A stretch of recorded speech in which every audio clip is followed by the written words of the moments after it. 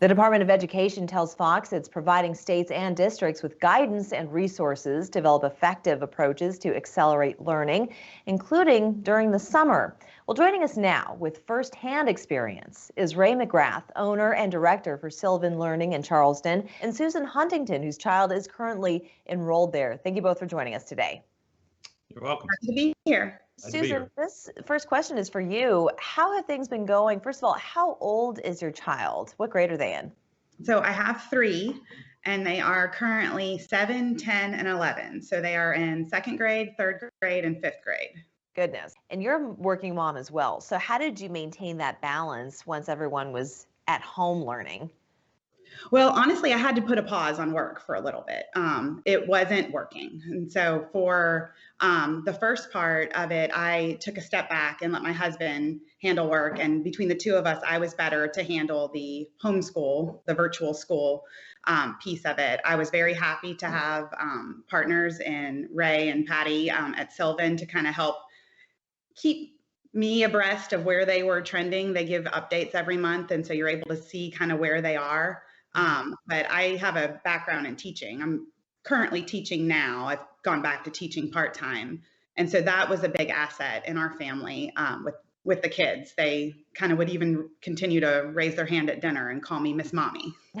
That's so cute. But you're a bit of an anomaly in all of this because as an educator yourself, you kind of knew how to implement a classroom-like setting, whether it's at home, inside, in the backyard, or in an actual classroom.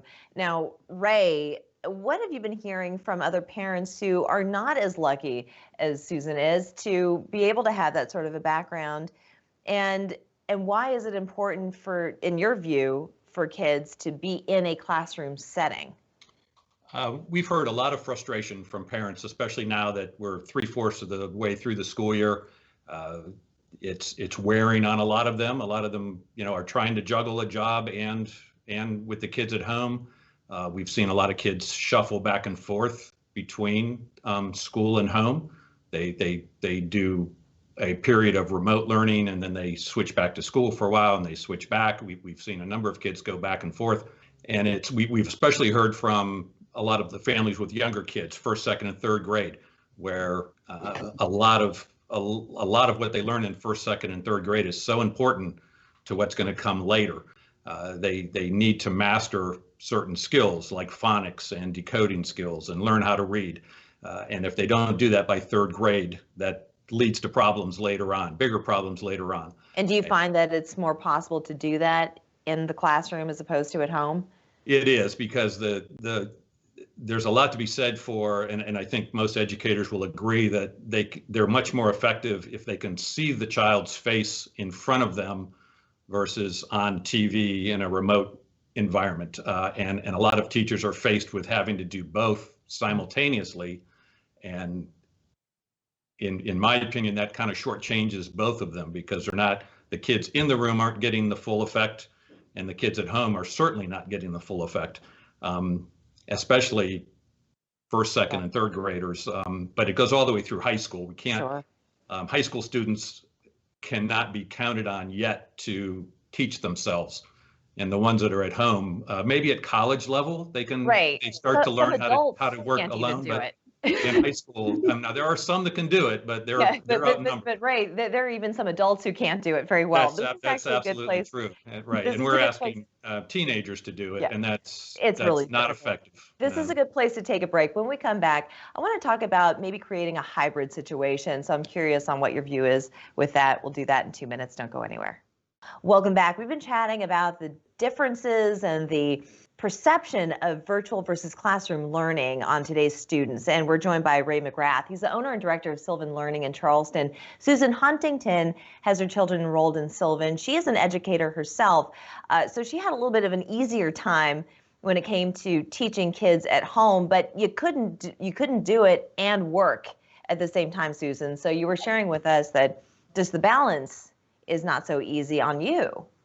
It's not, and it puts the parent, it put me in a different position with my children.